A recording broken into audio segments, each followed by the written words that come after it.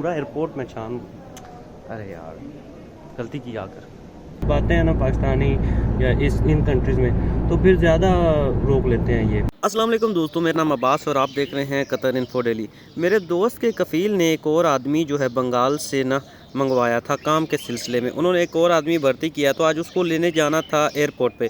ऐसे तो मेरा कोई प्लान नहीं था जाने के लिए, लेकिन सलमान भाई ने बस इंसिस्ट किया तो मैं चल पड़ा। तो हुआ कुछ यूँ कि हमने रास्ते से टाइम से चाय ली और चाय पीते पीते हम एयरपोर्ट पहुँच गए। वहाँ भाई सुना तो नूरे इस्लाम को ढूंढना था एयरपोर्ट पर। तो नूरे इस्लाम का नाम सुन के मुझे बड़ा ही मतलब कि हैरानी हुई, इतना खूबसूरत नाम है। तो पूरा एयरपोर्ट छानता रहा, नूरे इस्लाम करता रहा और पूछता रहा भाई इस्लाम का नूर कहाँ है, लेकिन ना मिला। भाई मैं बहुत चल गया, थक गया और चलने के बाद बाहर जाऊँ, कभी गेट नंबर 1 4 3 2 1 इतना बड़ा एयरपोर्ट हमद एयरपोर्ट पर ढूंढता रहा, लेकिन नूर इस्लाम मुझे ना मिला हो चुका है। और अभी तक भाई नूर इस्लाम जो है वो नहीं मिल रहा। अब पता नहीं क्या करते हैं, कहाँ पर हैं, ढूंढ रहा हूँ पूरा एयरपोर्ट में छान। अरे यार गलती की आकर ये। अरे नूरे इस्लाम भाई मिल गया, नूरे इस्लाम इधर आओ, ये नूरे इस्लाम।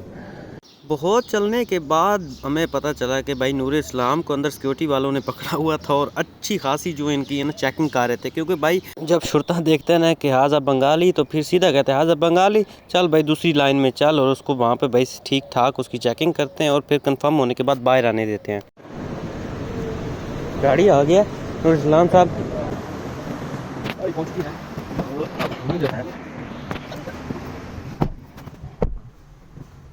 नूर इस्लाम को पहचान लो भाई।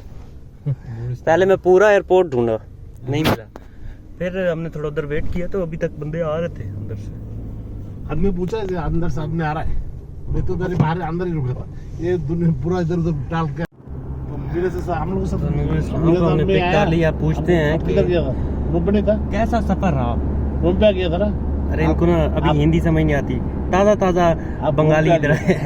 पहली दफा तो प्लेन पहली दफा का तो अच्छा था। इधर आप आगे बैठे, हम लोग आपको बाद में लगेंगे, तो बाद में फिर बिल्कुल न्यू है कतर में। तो आप दोबारा जो पुलिस आया जाएंगे काम के सिलसिले में, तो उस टाइम पे हमारा साथ किया ना, आप गाड़ी ढूंढ के एक इनकी जैकेट का बड़ा इशू है। मैं जो भी सिक्योरिटी स्टाफ मिलता था ना उसको बुला के कहता था नूर इस्लाम। पूरा एयरपोर्ट ढूंढने के बाद भाई अभी तक अंदर ही थे। सिक्योरिटी वालों ने ज़्यादा रोक लिया था। सिक्योरिटी चेकिंग ज़्यादा, too much checking inside airport